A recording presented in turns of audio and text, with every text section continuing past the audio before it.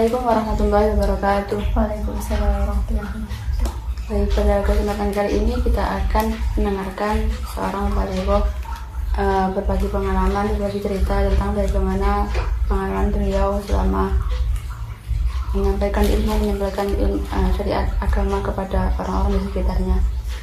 Sebelumnya beliau merupakan salah satu pengajar di Pondok Pesantren Mahasiswa Hidayatul Mubtadi'in An-Nafi'in dan Hidayatul Mubtadi'in An-Nafi'at di Kelurahan Mudasari, Kota Malang. Untuk lebih lengkapnya kita akan tanya-tanya seputar bagaimana pengalaman beliau. Sebelum itu kita akan tanya-tanya dulu tentang latar belakang beliau sampai berada di sini dan menyampaikan ilmunya kepada masyarakat. Baik, mungkin bisa diceritakan bagaimana dulu bisa dari tempat kelahiran, pendidikan sampai berada di pondok pesantren ini dan juga di tempat-tempat lain untuk berbagi ilmu. Baik, terima kasih. Perkenalkan, nama saya Lili Iswanti. Saya berasal dari Kabupaten Madiun. Saya berkuliah di Universitas Islam Negeri Muhammad Ibrahim Malang di jurusan Bahasa Sastra Arab, sekaligus di Ma'had Ali Azam Syari yang bekerjasama dengan Ma'had Azam Ali UIN Malang. Pertama kali saya di Malang awalnya hanya untuk berkuliah.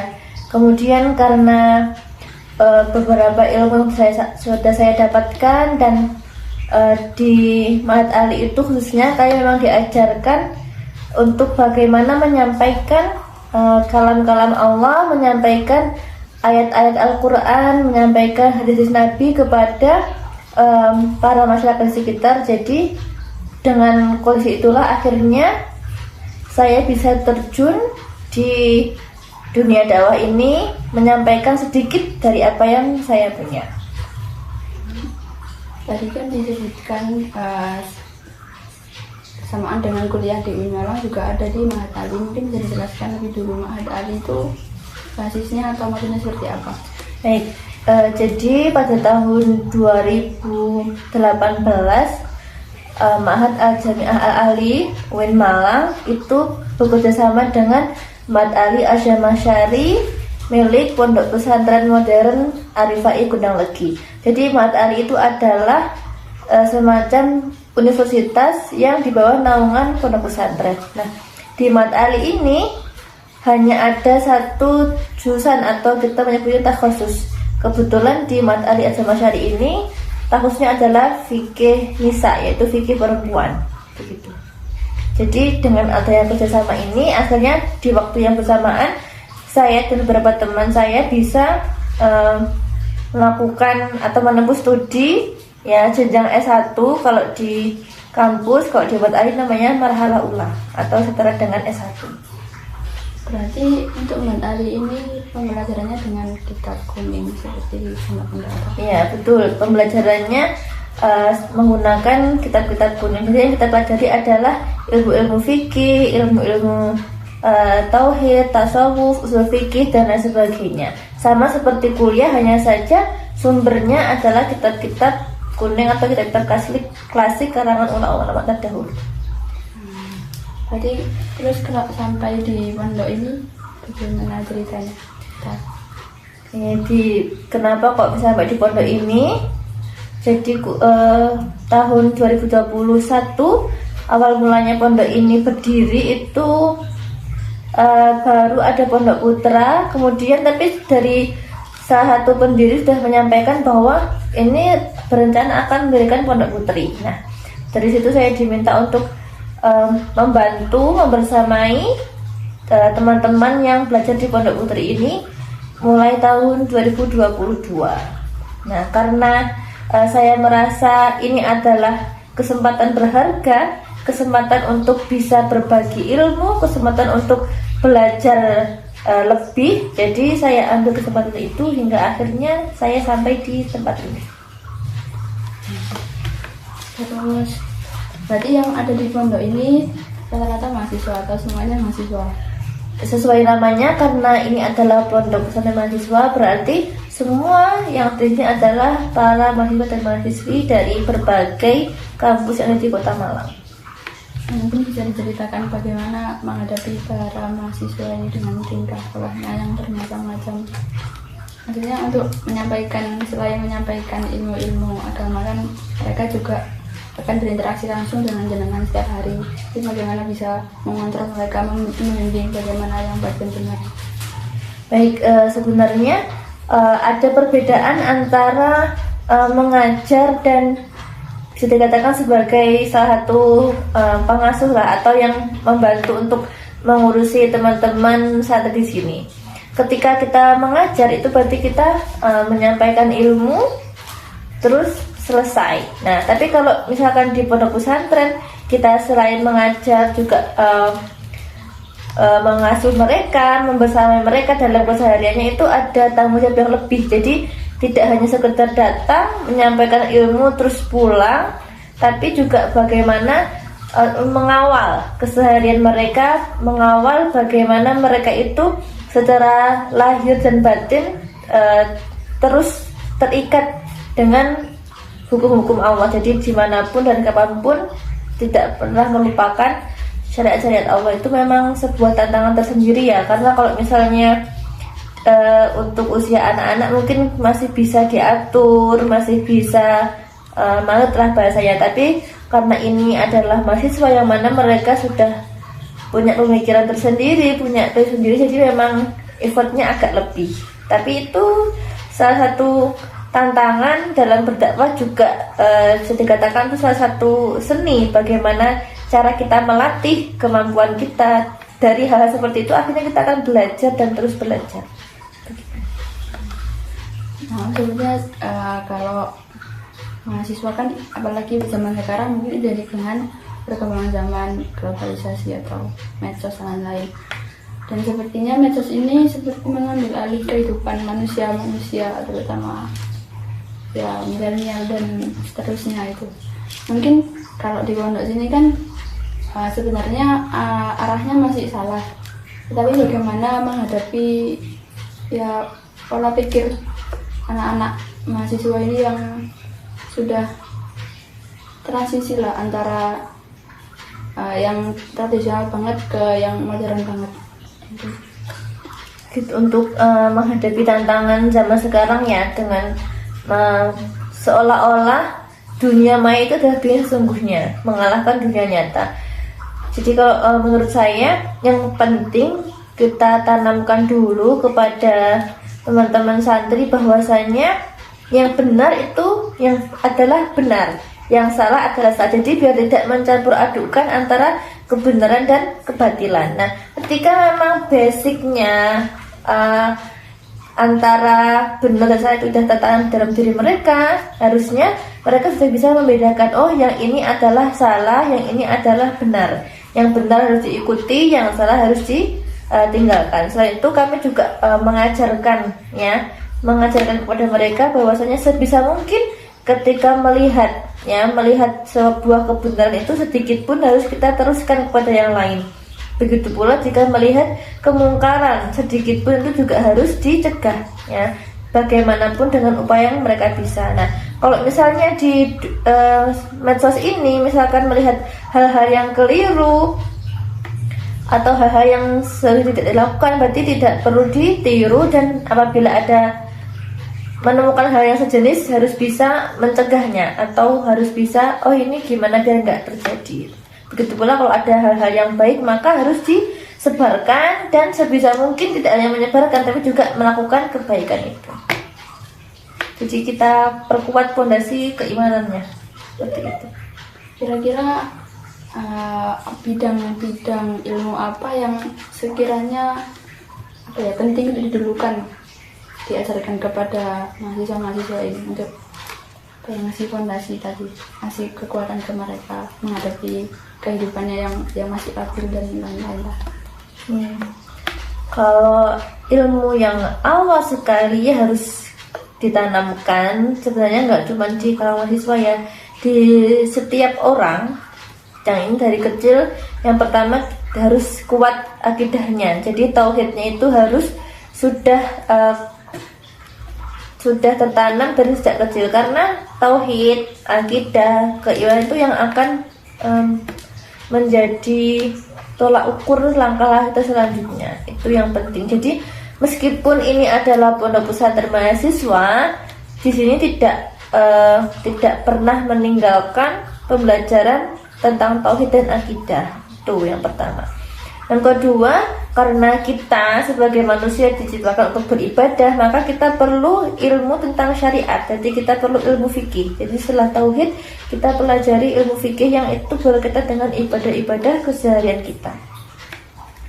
Bagaimanapun, ilmu fikih itu tidak hanya melulu tentang sholat dan puasa atau yang lainnya.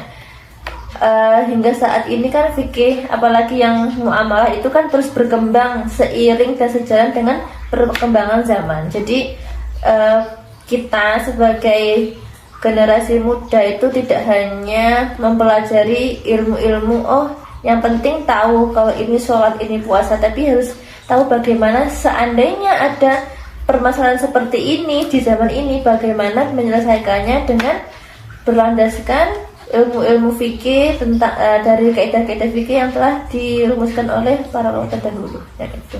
Terus ilmu yang nggak kalah penting ya untuk membekali hati, ya membekali keimanan kita supaya memiliki hati yang lumas, memiliki syukur, memiliki sabar yang tiada batasnya, itu kita harus mempelajari ilmu tasawuf. Tapi ini tidak bisa semata-mata dipelajari sendiri, jadi harus bersama dengan guru, bersama dengan ustadz atau ustadzah yang benar-benar mumpuni dan bisa mengarahkan di situ. Ya, tadi menyambung ngomong-ngomong tentang kalau individu itu baiknya dari kecil sudah dikuatkan akidahnya. Tapi kan ini dapatnya di pondok ini kan maksudnya udah jadi bentuk mahasiswa, udah umur 19 tahun baru masuk sini. Terus juga mungkin latar belakang keluarganya beda-beda, dulu pendidikannya juga beda-beda. Gimana dengan menghadapi mereka dengan latar belakang, dengan masalah yang beda-beda tadi. Mungkin ada yang memang dari pondok tulen, dari kecil sudah ngerti dunia pondok dan sudah biasa dengan kitab-kitab kuning, atau anak-anak yang baru pas kuliah kenal dengan pondok. Mungkin ada treatment yang berbeda-beda atau pendekatannya seperti apa? Baik, memang latar belakang setiap orang itu beda-beda ya. Ada yang beruntung kan dari kecil sudah dikenalkan ilmu agama oleh orang tuanya. Jadi ketika dewasa dia hanya tinggal meneruskan apa yang sudah dia mulai dan mengembangkannya. Bahkan di sisi lain ada juga yang baru belajar tentang ilmu agama, bahkan baru pertama kali di pesantren di usia yang sudah dibilang bukan kecil lagi. Bagaimana treatmentnya? Kalau di sini kami menerapkan caranya kita dekati satu persatu, jadi biar kita tahu bagaimana latar belakang dari masing-masing individu di pesantren ini. Jadi biar kita itu bisa menyelesaikan masalah yang dihadapi sesuai dengan porsinya dia. Tidak bisa kalau misalkan kita pukul rata semuanya, karena kalau begitu bisa jadi yang si A udah paham tapi si B dan si C belum paham. Jadi kita menggunakan pendekatan individual untuk memahami bagaimana latar belakang mereka, bagaimana pemahaman agama yang mereka miliki selama ini, dan jikalau itu pemahaman yang belum tepat misalnya, jadi kita bisa meluruskan tapi tidak langsung kita beri beban yang banyak, bukan, tapi bertahap. Terus juga mungkin tadi saya juga sempat riset dikit-dikit tentang kegiatan di pondok ini. Ada juga kegiatan-kegiatan seperti amalan-amalan amaliyah, mungkin bisa diceritakan gunanya ya. Bagaimana pengaruhnya itu, atau bagaimana itu bisa diinternalisasikan ke mahasiswa di sini. Maksudnya kan nggak semua anak atau nggak semua orang bakal familiar dengan amaliyah seperti itu. Mungkin bagaimana pondok ini bisa memberikan warisan, bisa memberikan bekal ke mereka, ngasih tahu lah kalau kalian tuh untuk hidup butuh amaliyah ini kalian juga butuh ya dan lain-lain gitu. Bisa dijelaskan sedikit?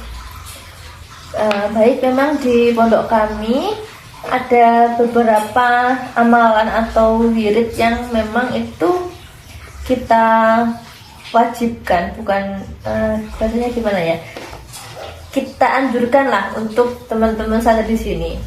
Yang pertama mungkin seperti ini, kalau kita baru kenal dengan orang itu kan, kalau tiba-tiba ada orang asing lewat terus kita minta tolong kan kayak sungkan karena belum kenal sama sekali.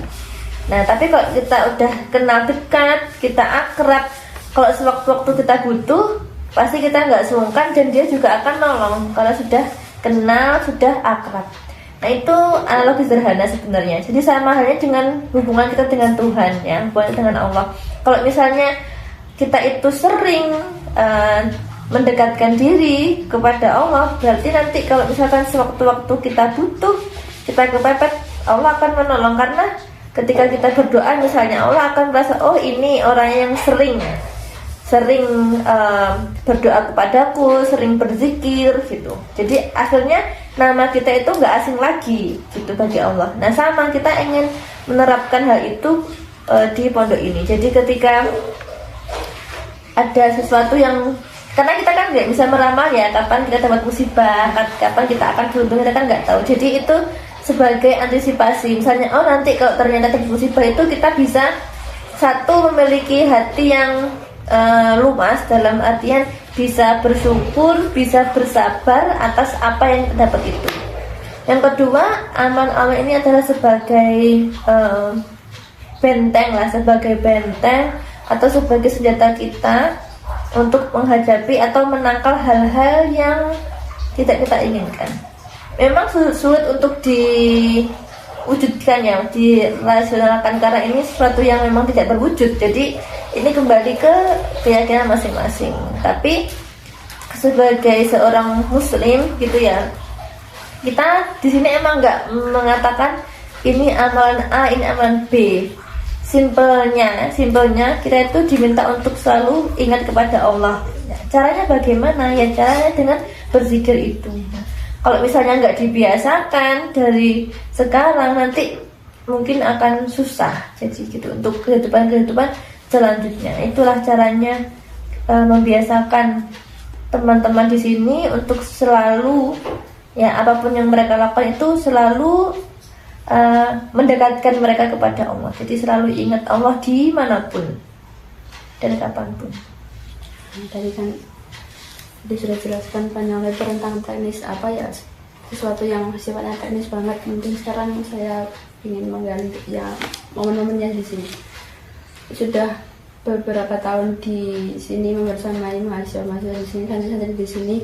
Mungkin bisa diceritakan momen-momen apa aja yang berkesan, atau meski banyak naik turunnya karena yang dihadapi ini orang-orang sedang banyak tingkah dan labil sendiri gitu kan. Mungkin ada momen-momen yang menyenangkan atau momen-momen yang berkesan lah, entah itu baik buruk, entah itu enak gak enak, mungkin bisa dijelaskan. Untuk momen yang mengesankan apa ya, saya rasa setiap momen itu mengesankan. Jadi yang paling kerasa bagi saya pribadi ya, itu ketika teman-teman santri seusia ini yang udah sedewasa ini, tapi mereka mampu mengontrol emosinya, mengontrol egonya. Akhirnya apa-apa yang kita sampaikan itu bisa diterima dengan baik. Jadi mereka ya, meskipun sebenarnya ini adalah usia-usia yang sedang tinggi-tingginya egonya ya. Jadi ketika kita sampaikan, kita beri pemahaman tentang suatu hal itu, mereka bisa mengerti, mereka bisa nurut dan melakukan, itu sebenarnya cukup bagi kami gitu. Karena mungkin di luar sana tuh di usia-usia seperti ini banyak orang yang ingin kebebasan, ingin mengekspresikan diri sebebas-bebasnya, nggak mau dikekang dan lain sebagainya. Jadi cukup membanggakan dari kami ketika mereka mau mendengarkan apa yang kami sampaikan, terus menuruti apa yang kami perintahkan ya. Itu sudah bagi kami itu momen yang sangat mengesankan. Terlebih kalau mereka mau terus mengistiqomahkan hal-hal baik tersebut. Kalau susahnya sebenarnya, jadi zaman itu kan terus berkembang. Jadi kita nggak bisa menyamakan anak hari ini dengan anak yang 10 tahun yang lalu mungkin, karena seiring dengan perkembangan zaman itu pola pikirnya, apa-apa yang mereka hadapi juga beda, akhirnya berpengaruh dengan sikap dan tingkah laku. Mungkin kalau anak-anak zaman dulu ketika kita bilang ini nggak boleh, mereka akan cukup mengerti, oh iya ini nggak boleh, tanpa perlu tahu alasannya apa. Tapi untuk anak-anak zaman sekarang ketika kita larang ini nggak boleh, mereka akan terus menggali ini kenapa nggak bolehnya, alasannya apa pun. Nanti kalau ketika udah dijawab pun nanti mereka akan mencari, oh berarti kalau begini boleh. Itu tantangan tersendiri ya. Jadi bagaimana kita bisa menyampaikan sesuatu yang harus kita sampaikan, sebuah ilmu ini, tapi ternyata ada ilmu-ilmu lainnya, ini sifatnya teknis yang ternyata kita pelajari juga. Karena nggak bisa kalau misalnya kita menggunakan cara-cara yang seperti mengajari anak terdahulu, karena gak bisa dipungkiri bahwa zaman terus berkembang dan memang generasi-generasi itu juga berkembang pola pikirnya, cara penerimaannya juga. Jadi memang tantangannya ini zaman dan manusia yang dikenali dengan zaman baru yang kemudian terus berkembang, jadinya akan ada pendekatan-pendekatan lain yang perlu dikaji, perlu digali lagi mungkin. Ya, betul. Jadi memang sebenarnya itu tidak hanya teman-teman santri yang belajar, tapi kami juga belajar mengikuti perkembangannya gitu. Gap antara generasi itu benar-benar terasa dan benar-benar berpengaruh. Pertanyaan terakhir, mungkin bisa disampaikan pesannya kepada kita semua, kepada anak-anak muda, untuk sebagai orang yang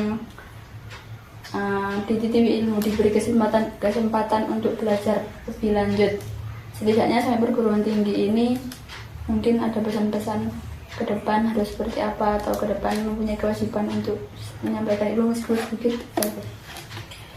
Untuk pesan-pesan, yang pertama mungkin ini 2 hal yang sampai kapanpun harus dipegang, harus ditanamkan dalam diri kita, yaitu bersyukur dan bersabar. Yang pertama bersyukur atas apa yang kita miliki, ya. Yang kedua juga sama sebenarnya, bersabar atas apa yang kita miliki. Mungkin hari ini yang kita miliki ini bukan sesuatu yang kita inginkan, tapi kita harus bersyukur itu dan bersabar atas itu. Nah, sebagai orang yang sampai saat ini ditakdirkan oleh Allah bisa belajar sampai perguruan tinggi, wujud syukur kita apa? Wujud syukurnya adalah mengajarkan atau meneruskan ilmu-ilmu itu, meneruskan kebaikan-kebaikan itu sebisa mungkin. Meskipun ya dari 10 ilmu yang kita dapatkan mungkin cuma bisa 2 yang kita sampaikan, tapi itu harus lebih baik 2 daripada tidak sama sekali. Jadi jangan pernah punya rasa sungkan, jangan punya rasa malu, jangan merasa bahwa aku nggak bisa untuk mengajarkan ini atau aku belum pantas. Justru ketika ada pikiran aku nggak bisa atau aku belum pantas, disitulah ada celah untuk kita belajar bagaimana caranya biar kita bisa dan bagaimana caranya kita supaya pantas untuk menyampaikan ilmu itu. Karena dakwah itu adalah kewajiban yang terus akan melekat kepada diri kita, ya, sebagai seorang muslim. Dakwah itu baik dakwah secara individu maupun dakwah secara berkelompok. Jadi memang apapun yang kebaikan yang kita punya, kebaikan yang kita ketahui itu harus kita teruskan, seperti itu. Nah, jadi pesan-pesan buat kita semua untuk mengingat diri kita semua bahwa kita punya kewajiban untuk saling mengingatkan, saling menyampaikan, termasuk untuk orang-orang yang berilmu, terutama punya kewajiban untuk menyampaikan ilmunya kepada orang lain, kepada masyarakat yang lain. Nah, tadi sudah dijelaskan, sudah diceritakan bagaimana pengalaman beliau dari awal beliau menempuh pendidikan sampai pada akhirnya diberi kesempatan atau turut membangun pondok ini, merawat mahasiswa-mahasiswa santri di sini dengan berbagai karakternya. Mungkin ada pendekatan-pendekatan yang saya jelaskan tadi, tantangan-tantangan terbesarnya zaman yang berubah, yang kemudian akhirnya membuat generasi-generasi muda ini punya pola pikir yang jauh berbeda dari orang-orang zaman dulu. Sekian tadi mungkin yang bisa kita garis bawahi adalah ya dakwah itu kewajiban untuk setiap orang Islam, setiap orang yang berilmu punya kewajiban untuk berdakwah baik individu maupun berkelompok.